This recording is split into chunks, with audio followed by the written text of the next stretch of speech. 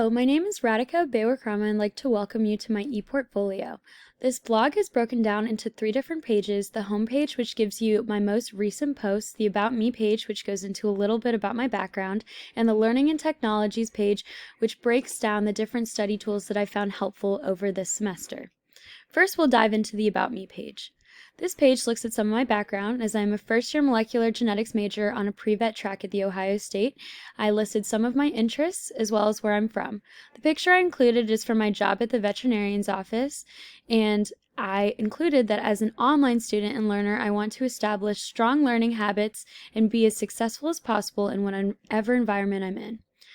Now moving on to the Learning Technologies page. I broke down Trello, Study Scheduler, and Prezi. First, we'll start off with Trello.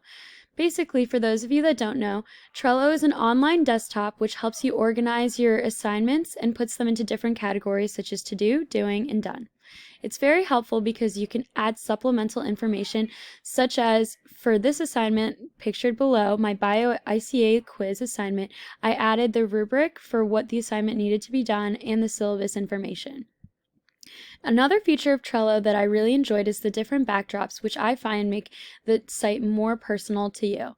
These are some of my favorite that I've used and I've kept up on my desktop. Some advantages of it is that it's very easy to navigate and very easily customizable. It also helps you organize your data and prioritize your schedule. Some disadvantages is that there's other softwares attached to Trello that I feel like could have been better explained, such as Confluence, Jira Software, and Bitbucket. I've attached a video from YouTube that is found under the supplemental information tab that will go into more detail for new users on Trello. The Study Scheduler app is the next app we'll go into. Basically, this app helps you organize different blocks of time for whatever assignment that you're working on. It also asks you, are you studying, and constantly reminds you when new events are coming up. Some advantages of this app is that it notifies you when you're supposed to be studying, and it helps you easily create events and block out time.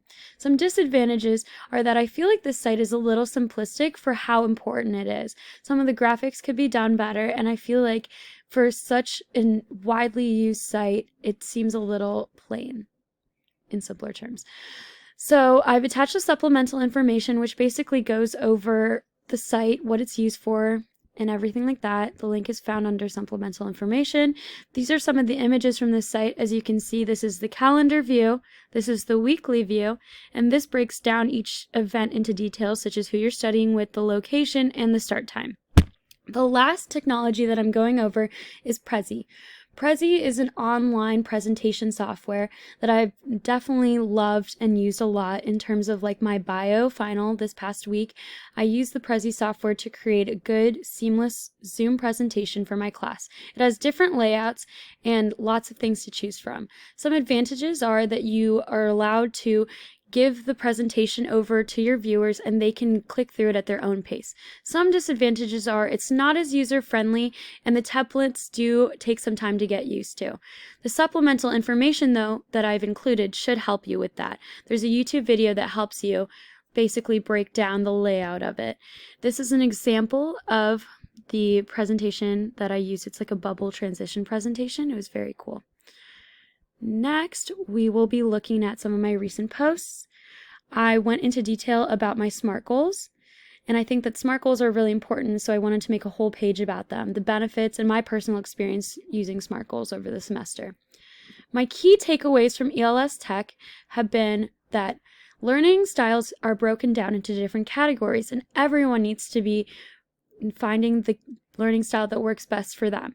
Some of them are included below: visual, auditory, and kinesthetic. I included a helpful graphic. There's also a website that helps you figure out which learning style works better for you. Another thing I found very helpful from ELS Tech is that there's different types of note-taking, and through this course I found what note-taking strategy works best for me and what note-taking device I should be using. There's different online softwares that help you organize your notes. This is an example of Cornell Notes, and I personally use Notability to organize my notes.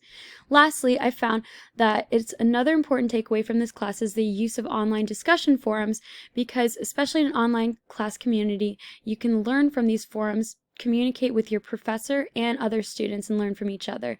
It has definitely taught me that effective communication is key to success in an online learning environment. And this is my website. Thank you so much for listening. I hope all of you check it out.